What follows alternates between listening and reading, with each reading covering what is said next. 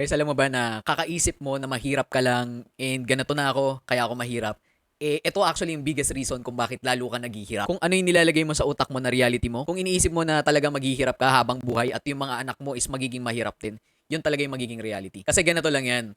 Kung ano man yung naging resulta mo ngayon, simula nung bata ka, are actually products of your habits. And yung habits is coming from your mind. Kaya naman for this video, isi-share ko yung difference ng mindset between mindset ng mahihirap at mindset ng mayayaman. Nang sa ganun, masimulan mo nang i-shift yung pag-iisip mo para makapag-create yung utak mo ng abundance sa buhay. So if this is something that's interesting for you, let's hop into the video. So first natin is time management. Poor people do not value time. Rich people, they value their time. Ang ibig sabihin dito, usually mapapansin mo, kung sino yung mga walang pera, sila pa yung maraming oras para sa mga low value activities or low value tasks. Ang ibig ko sabihin dito, sila yung mga willing na mag-Mobile Legends maghapon, magdamag. Sila yung willing na maghapon nasa TikTok. Sila yung willing na kalahating araw nire-repair yung mga motor nila. Pero at the same time, wala silang oras magtrabaho or gumawa ng valuable task. In contrast, mapapansin mo kung sino yung mga mayayaman or successful na tao, sila yung usually ang hirap humingi ng oras from them. Minsan nga tatawagan mo sila, hindi ka nila makausap kasi sobrang busy nila. And this is not to say na talagang ayaw ka na lang nilang kausap, wala silang kwentang tao, pera lang iniisip nila. It's more of the mindset na they are creating valuable things. They have a goal that they're pursuing. They want to spend their quality time with people who matter to them. Kaya kung talagang binibigyan ka nila ng oras para turuan ka, para i-guide ka, para i-mentor ka, you should cherish that, guys. Kasi for these types of people, mas valuable yung oras nila kaysa sa pera. Next is, poor people tend to value material things. Rich people tend to value experiences. Ang ibig ko sabihin dito, kung sino yung walang pera, parang ginagawa nila masyadong focus sa mga material na bagay. Gusto nila laging latest na laptop, latest na cellphones, mga alahas, lahat kailangan branded, bagong sasakyan, puro displays of material wealth. Ang flip side na to for rich people, they don't really care kung anong brand ba yung t-shirt mo, kung anong brand ba yung sapatos mo, kung paano ka ba nag-commute papunta sa lugar nila. Mas napapansin nila is yung experience. Kung ano ba yung ginawa nyo, saan kayo nag-outing, gaano kayo naging masaya, mas naaalala nila yung memories. Andon yung emphasis. Kasi chances are, ito yung mga taong napaka-busy sa buhay nila. Kaya they don't get that much time with their family or loved ones. Kaya talagang kapag may chance na sama-sama sila, kahit nga kumain lang sila, mag-lunch lang together, napaka-importante na para sa kanila. Next naman, pagdating sa task, poor people focus on low value, rich people focus on higher value. Ang ibig ko sabihin dito, kung parehas tayo mag-isip, minsan napapansin mo yung iba, sobrang focus nila sa pagwawalis, paglilinis ng mga pader ng bahay, kung ano-ano kung ano-anong low value task yung focus nila. Whereas for successful individuals, they already have a plan to pursue a goal. Tapos kung ano yung pinaka-importanting task na makukuha yung goal na gusto nila sa buhay, andun yung hyper-focus nila. Halos yun lang yung ginagawa nila palagi, day in, day out. Example ko dito is, dalawang magkapatid. Yung isa, masipag, naghuhugas ng plato, nagpapakain ng aso, naglilinis ng bahay. Walang masama doon. Actually, that's perfectly okay. Para sa akin, napakaswerte ng magulang nila. Pero yung isa naman is sakto lang. Minsan tutulong, minsan hindi. Pero sobrang nakafocus siya sa pagkukode kasi gusto niyang maging web designer or software engineer. Sa tingin mo, fast forward natin ng 3, 4, or 5 years, sino yung magiging mas successful doon sa magkapatid? So again, ang point ko is, okay talaga maging responsabling anak o responsabling magulang. Pero at the same time, you have to know kung ano yung highest value task na pwede mong gawin that will drive the highest amount of results sa gusto mong marating sa buhay. And doon ka mag-focus. Kung nakafocus ka sa social media, digital marketing, dapat lagi mo yan ginagawa. Kung nakafocus ka in business building and networking, dapat yun yung lagi mong ginagawa. Kung nasa sales ka nagtatrabaho, dapat lagi ka nagpo-prospect. And the same goes for other professions. I'm sure na makaka-relate ka and ang makakasagot lang ng highest value task mo is yourself. Next naman natin is pagdating sa health. So, poor people do not take care of their health. Rich people take care of their health. Ang ibig sabihin dito is maraming factors. Ang isa dito is, for example, yung bisyo. Kadalasan makikita mo kung sino pa yung naghihirap sa buhay, sila pa yung may perang pangbili ng yosi nila. Kahit napakamahal ng sigarilyo ngayon, malagi sila may perang pangbili niyan. On top of that, sila pa yung may perang pang-inom. Sila yung may oras pang-inom. Kaya naman ang ending, ang babata pa, pero ang lalala na ng sakit. 50s pa lang, sobrang may sakit na. 40s pa lang, mahina na. This is not to say rich people don't like these vices. Of course, meron din talaga mga mayayaman na grabe kung mag-inom and mag-yosi. Pero normally, if you compare the two, mas malaki talaga yung porsyento ng mayayaman na takes care of their health. Regularly exercises, eats good and nutritious food that are cooked for them. Hindi sila masyadong madelata, mga ma-instant, mga maalat at mga instant noodles. Sila din yung may tendency and may capability na magpa-check regularly. So, hindi sila pupunta lang sa ospital kapag may nararamdaman na sila. Usually, preventive check-ups, ginagawa nila yan religiously. At the end of the day, since sila yung healthier na population, mas nagiging productive pa sila, especially on the later years ng buhay nila. So when they reach 40 and above, mas nagiging valuable sila. In contrast, poor people, usually pag nasa 40-50 na yan, nahihirapan na sila magtrabaho because all they know is physical labor, and since sinira na nila yung katawan nila and buhay nila sa mga vices and sa mga meaningless pursuits, parang buhay pa sila pero technically nag-aantay na lang silang mamatay. Next natin guys is display of material wealth. So for poor people, they want to look rich. In short, yung mga mahihirap, gusto nila lagi silang mukhang mas mayaman. Nakabaligtaran, yung mayaman, ayaw naman nilang ma-obvious na may kaya sila. Ang example ko dito guys is yung popularity ng tinatawag kong stealth wealth, which is gagawin ko ng video yan. Pero basically, ang concept is gusto mo maging simple lang, hindi masyadong obvious na well off ka na sa buhay. And this is not to say na yung mga mayayaman, hindi nila ine-enjoy yung mga luxury goods. Of course, they do that as well. Pero hindi ganun ka-obvious yung display nila ng material wealth. Ang example ko dito is dun sa village kung saan nakatira yung parents ko right now. Maraming homeowners doon. Hindi mo mapapansin kasi talagang sobrang basic lang ng mga bahay nila. Yes, malalaki pero madami luma na. Pag tinignan mo yung mga sasakyan, lalo na yung mga mayaman na nung unang panahon pa, yung mga sasakyan lang nila is usual. Vios, Honda City, SUVs. Pero malalaman mo na lang na yung building pala doon sa labas, doon sa highway, which usually costs 50 million, hundreds of millions of pesos. Sila yung may-ari ng mga gasoline stations, ng mga pharmacies doon sa area.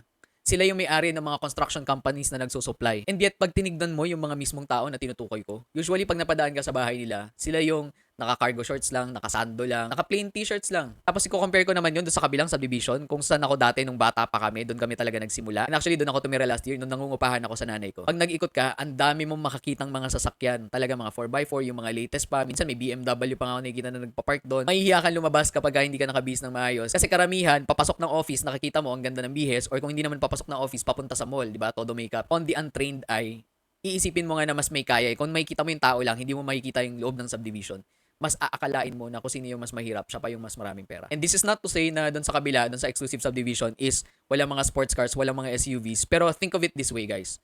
Yung isang tao na worth 2 million pesos owns ay SUV na 1 million pesos. So technically, half ng net worth niya, inubos na niya sa sasakyan. Sa kabilang banda naman, merong isang tao dito that owns 50 million pesos of real estate, pero also owns the same vehicle, or sabihin na natin mas mahal pa 2 million worth ng Land Cruiser kunwari. So notice the difference. Yung isa, kalahati na ng net worth niya, ginastos niya or inubos niya sa SUV. Since dito naman sa kabila, since 50 million plus yung net worth niya and climbing rapidly kasi nakatay din sa real estate na building, 2 million pesos worth ng Land Cruiser, hindi ganun kalaking impact sa financial status niya. So kung gagawin nating patas and ibabase natin sa percentage ng net worth, dapat itong tao na to na worth 2 million pesos, ang gastusin niya lang sa kotse niya is 5% or less, which is around less than 100,000 lang, which is napaka-imposibleng gawin, di ba? Kaya naman, kung sino yung mayaman, lalo silang yayaman kasi doon sa habits na yon, yung mindset of spending their money. Yung mahirap, lalo sila maghihirap kasi ganun na yung mindset nila when they're spending their money. So ito actually yung next na point ko. Poor people think of their maximum budget. For rich people naman, they think of magkano yung isang bagay versus their total net worth. So yung nabanggit ko kanina, no, sa sasakyan, yung isa, 2 million pesos worth na individual na household, and yet yung SUV, halos kapresyo na ng bahay nila. So, ganun. Kalahati na net worth niya nasa bahay, kalahati na sa SUV. Yung isa, meron siyang building na worth 50 million pesos, and yet, Land Cruiser niya is around 2 million pesos. Tapos, nagtitrickle down into other expenses din. So, for example, for poor people, they always want the latest and greatest intake. So, pag bumili sila, latest na laptop, latest na SLR, latest na iPhone. At the same time, rich people, although they can afford that as well, pero at the same time, kahit sumabay sila doon sa trend na yan, masyado nang mataas yung net worth nila to affect that. And chances are, guys, na if rich people are spending on those things, chances are productive din or nababalik din yung puhunan nila when buying those types of gadgets. Ang example ko dito is may kakilala ko, ang sasakyan niya FJ Cruiser. Pero ang negosyo niya, developer. So kailangan niya talagang pumunta sa mga bulubundukin para i-research yung lupang pagtatayuan ng mga future subdivisions. So meaning, kahit na mamahalin yung gamit niyang sasakyan, nasusulit pa rin niya. I-contrast mo to doon sa isang kilala ko naman na nasa abroad yung parents, tapos ang regalo niya for college is Toyota 86. So hindi nagge-generate ng pera yung sports car niya, and yet ang laki ng gastos. And ang isang idadagdag ko pa dito, ang difference between the poor people and the rich people. Not only rich people think of the percentage or cost of ownership kung ano man yung binibili nila. Usually, they get deals or vouchers dun sa mga gadgets na yon. So for example, balik tayo dun sa iPhone. Usually yung iPhone na yon, libre na rin talaga dun sa plan na kailangan nila for their business. Usually yung binibili nila na gadgets, may discount na rin kasi ginamit nila yung credit card. Usually yung appliance na binili nila in cash, kaya malaki yung discount na store. Although on the naked eye, akala mo parehas lang, and feeling mo, maliit lang siguro yung savings niyan, kapag nag-compound yan guys, all throughout the years, malaking difference. It's a very staggering difference between the rich people and the poor people. If you're catching yourself buying something, tapos lagi mo minamaximum yung budget, you think for yourself na, wait lang, itong laptop ba na to, magkano yung mawawala sa net worth ko pag pinili ko siya? Yung Pro model, yung Pro Max, Max, Max, kung ano ba yan. Or pwede na ako dito lang sa MacBook Air, yung basic lang muna, sulitin ko muna, tapos saka na lang ako mag-upgrade. Next natin is poor people, think of their salary. Yung sahod lang iniisip nila. Rich people, think of the salary as well, pero more of their net worth and their net work. Ay, ibig ko sabihin dito, for example, sa office setting, no? For poor people, they usually go to the highest bidder kung saan company yung pinakamataas, kung ano yung mag-offer sa kanila ng pinakamataas. Pero rich people, iniisip nila, eto bang company na to marami ako maaaral dito? Etong company ba na to yung mga benefits na importante sa akin like time off, sick leave, yung HMO para sa buong family ko, and kung sino ba yung mga mamimit ko na tao in this line of work. So they consider a lot of factors before they jump in. Ina-analyze muna nila not only yung sahod, pero kung ano yung mabe-benefit doon sa buhay nila and doon sa mga goals nila. Next natin is education. So for poor people, they only think of graduating college or getting that diploma, getting that degree. Actually, getting a diploma or getting a degree does not guarantee financial success. Kung hindi ka naniniwala guys, meron akong video for that. Pero for poor people, yun lang ang tendency nila. Pagka nakuha na nila yung diploma, degree, or lisensya na yan, hindi na sila nag-aaral. Nagwo-work sila for a company, yes, pero kumbaga, inaantay na lang nila kung ano yung isubo sa bibig nila ng mga boss nila. They do not do critical thinking and analysis. Sobrang high contrast with rich people. For rich people, they spend on their education and they continue to spend on it even after college or kapag nagpa-practice na sila ng profession nila. Ang isang advantage pa dito is yung mga mayaman, mas strategic sila kung ano yung inaaral nila. So imagine yourself, meron silang para mga stack ng skills. So for poor people, ang tendency, aaralin ko, gusto ko maging teacher. So, okay, so BS Ed, okay, naging teacher na ako. Okay, teacher na ako. Tuloy-tuloy na yan hanggang sa mag-retire na ako. Stable yung work ko, ang ganda ng benefits, day in, day out, andito ako. Ang example, for rich people, ang tendency nila is, uy, gusto kong maging engineer. Sige, kukuhanin ko tong degree na to.